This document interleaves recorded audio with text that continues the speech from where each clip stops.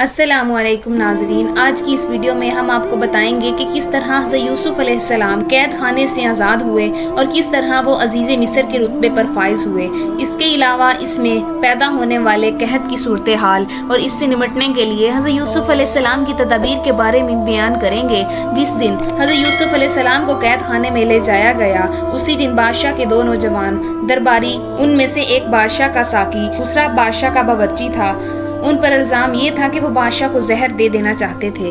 دوسرے دن وہ قیدی ساتھی حضرت یوسف علیہ السلام کے پاس آیا اور کہنے لگا، میں نے خواب میں دیکھا ہے کہ میں بادشاہ کے لیے انگور کا رس نچوڑ رہا کہ اس کے ساتھی نے کہا کہ میں نے بھی خواب دیکھا ہے کہ میں نے کچھ روٹیاں سر پر اٹھا رکھی ہیں اور پرندے ان کو نوچ نوچ کر کھا رہے ہیں۔ اب انہوں نے حضرت یوسف علیہ السلام سے اپنے اپنے خواب کی تعبیر پوچھی اور کہا، تم ہمیں نیک نظر آتے ہو، تمہارے چہرے پر بزرگی کے آثار نمایاں ہیں۔ یوسف علیہ السلام نے دیکھا کہ یہ دو آدمی ان کی باتیں سننے پر آمادہ ہیں۔ انہوں نے وقت کو غنیمت سمجھا اور قید خانے کے اندر ہی دین حق کی تبلیغ شروع کر دی۔ انہوں نے فرمایا کہ میں تمہارے خوابوں کی تعبیر تمہارا کھانا آنے سے پہلے بتا دوں گا۔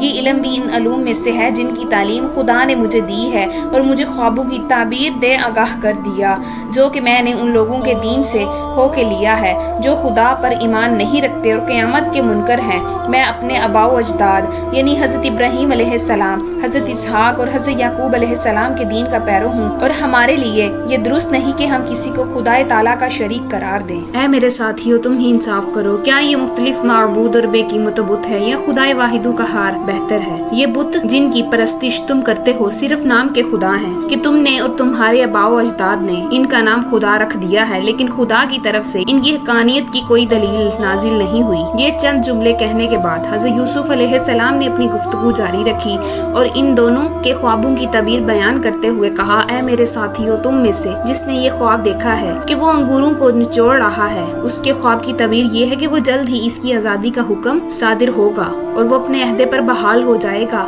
اور جس نے یہ خواب میں دیکھا ہے کہ وہ سر پر روٹیاں اٹھائے ہوئے، اس کے خواب کی تعبیر یہ ہے کہ چند ہی دن اسے سزائے موت سنا دی جائے گی، سولی پر لٹکایا جائے گا، پرندے اس کا جسم نوچ نوچ کر کھائیں گے۔ یہی ہے کہ ہم خوابوں کی تعبیر جو تم نے مجھ سے بیان کی۔ حضرت یوسف علیہ السلام کو خیال آیا کہ یہ ساقی جو جلد ہی رہا ہو کر شاہی دربار میں جانے والا ہے، کیوں نہ وہ اس کے ذریعے سے اپنی رہائی کی صورت پیدا کرے۔ لہٰذا انہوں نے اسے مخاطب کر کے کہا، جب تم شاہی دربار میں پہنچو تو بادشاہ کو میرے بارے میں بتانا اور میری بے گناہی کا ذکر کرنا، شاید وہ مجھے قید سے رہا کر دے۔ ان دونوں اشخاص کے خوابوں کی جو تعبیر حضرت یوسف علیہ السلام نے بتائی تھی وہ اس طرح پوری ہوئی، یعنی ان میں سے ایک کو قید سے رہائی ملی اور دوسرا سولی پر لٹکا دیا گیا۔ لیکن افسوس یہ ہے کہ وہ ساقی حضرت یوسف علیہ السلام کو بھول گیا اور انہیں مزید کئی سال قید خانے میں گزارنے پڑے۔ ایک صبح کو جب بادشاہ نیند سے بیدار ہوا تو ایک خواب جو اس نے دیکھا تھا اس سے وہ سخت پریشان نظر آ رہا تھا۔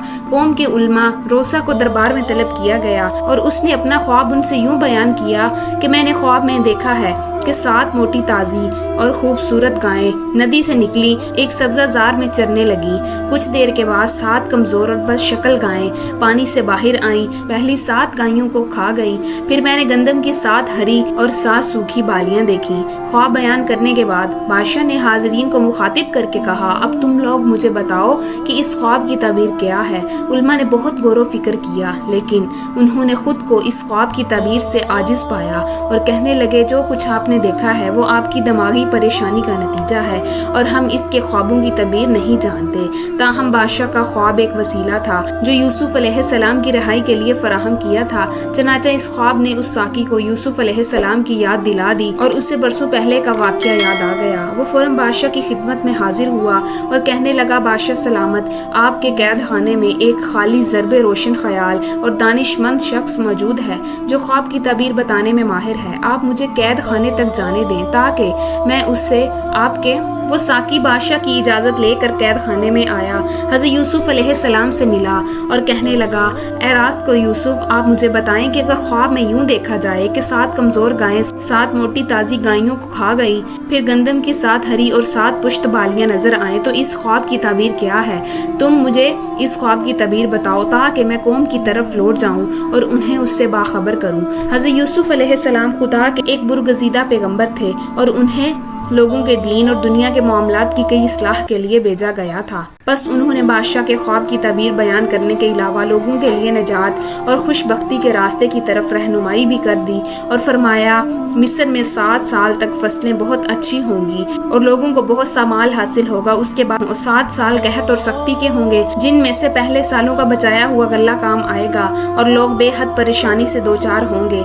इसके पेश नज़र तुम्हें चाहिए कि 7 सालों में खेती बाड़ी को वसअत दो और ज्यादा से ज्यादा गल्ला उगाने की कोशिश करो। इसमें से अपनी जरूरत के मुताबिक सरफ करो और बकाया को बालियों की शक्ल में जखीरा कर लो, ताकि खुश्क साली और कैद के दिनों में उसे काम में ला सको। साकी फौरन ही बादशाह के पास आ पहुंचा और उसके ख्वाब की ये तबीर उसे बताने लगा। अपने ख्वाब की ये तबीर सुनकर बादशाह का चेहरा खिल उठा और उसका रंजो गम ज़ाइल हो गया। वो समझ रहा था कि ये तबीर इसके ख्वाब के ऐन मुताबिक है जो किसी बहुत ही अक्लमंद आदमी ने बयान की है। चनाचा उसने हुक्म दिया कि यूसुफ अलैहिस्सलाम को मेरे पास ले आओ, ताकि मैं जिंदगी की परेशानियों और मुश्किलात में से उससे मदद ले सकूं और उसके नजरियात से फ़ायदा उठाता रहूं। इस पर शाही नुमाइंदे हज़रत यूसुफ अलैहिस्सलाम को रिहाई दिलाने के लिए कैद खाने पहुंचे, लेकिन उन्होंने रिहाई हासिल करने से इनकार कर दिया। हालांकि उस वक्त उनके लिए आज़ादी की बड़ी अहमियत थी, क्योंकि वो सालेहा साल से कैद खाने की कटी कटी सज़ा में ज़िंदगी बसर कर रहे थे। एक अरसे से उन्होंने एक खुले आसमान में सूरज, चांद और सितारों को नहीं देखा था, कभी आराम के लिए नहीं सोए थे और कभी ढंग का खाना नहीं खाया था। लेकिन इन तमाम बातों के बावजूद वो इस पर आमादा न हुए कि उन्हें माफ़ी के तौर पर कैद खाने से रहा कर दिया जाए। उन्होंने कहा, मैं उस वक्त तक कैद खाने से बाहर नहीं आऊँगा जब तक बादशाह मेरे बारे में तहकीकात न कर ले, मेरी मिसल न पढ़ ले और मेरी बेगुनाही उस पर साबित न हो जाए। बादशाह से कह दो कि वो मिस्री औरतों से ये दरियाफ्त करे कि उन्होंने अपने हाथ क्यों काटे और मुझे क्यों तंग किया था। शाही नुमाइंदे दोबारा बादशाह की खिदमत में हाजिर हुए और इस सूरत हाल से मुतला किया। बादशाह ने मिस्र की औरतों, जिनके नाम शायद हज़रत यूसुफ अलैहिस्सलाम ने बताए थे, अपने पास बुलाया, उनसे हाथ काटने के बारे में पूछा। उन औरतों को हकीकत का इतराफ़ करने के अलावा कोई चारा नजर न आया। उन्होंने मुशरकत तौर पर गवाही दी कि यूसुफ अलैहिस्सलाम बेगुनाह हैं। अजीज़े मिस्र की बीवी ने भी यूसुफ अलैहिस्सलाम की बेगुनाही का इकरार कर लिया। यूं हज़रत यूसुफ अलैहिस्सलाम इज्जत व आबरू के साथ कैद खाने से बाहर आए। उम्मीद करती हूँ कि आपको आज की वीडियो अच्छी लगी होगी। अगर आपको हमारी वीडियो अच्छी लगी है तो वीडियो को लाइक करें और इस तरह की मज़ीद वीडियोज़ देखने के लिए हमारा चैनल सब्सक्राइब करें। मिलते हैं नेक्स्ट वीडियो में, इजाज़त दीजिए। अल्लाह हाफिज़।